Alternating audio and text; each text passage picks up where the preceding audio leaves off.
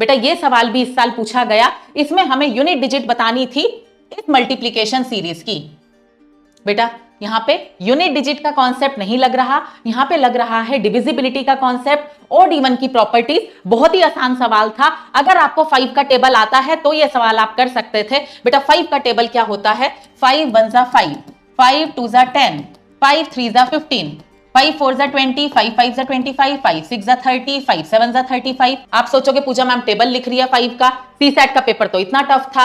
बेटा टफ तब था अगर आपने सही दिशा में तैयारी नहीं की होती। आप देखो कि यह सवाल कितना आसान है। मैंने 5 का टेबल लिखा और क्या देखा कि यहाँ पे 5 आया, यहाँ 10 आया, यानी कि यूनिट डिजिट में 0, यूनिट डिजिट में 5, यूनिट डिजिट 0 5 0 5।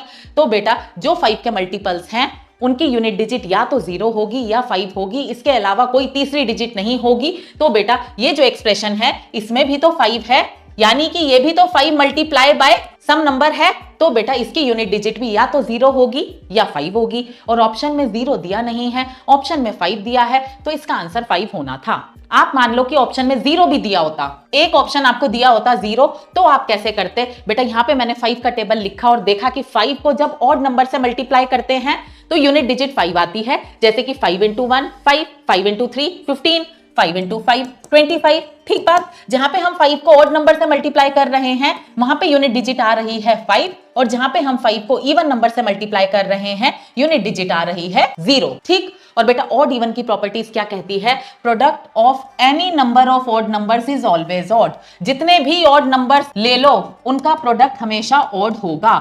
बेटा ये जो मुझे मल्टीप्लिकेशन सीरीज दी है इसमें सारे ऑड नंबर्स हैं, 1 3 5 7 9 11 13 15 17 सारे ऑड नंबर्स हैं। तो बेटा यहाँ पे 5 मल्टीप्लाई बाय ऑड नंबर ही तो होगा, 5 मल्टीप्लाई बाय सारे ऑड नंबर्स का प्रोडक्ट ऑड होगा। तो बेटा 5 इंटू ऑड करते हैं तो ऐसा नंबर आएगा जिसकी यूनिट डिजिट पे होगा 5। ठीक बात, तो बेटा कुल मिलाकर 5 का टेबल पता होना चाहिए और ऑड इवन की प्रॉपर्टीज पता होनी चाहिए। आप ये सवाल बहुत आसानी से कर सकते थे, इसको भी मैं इजी कैटेगरी में रखूंगी।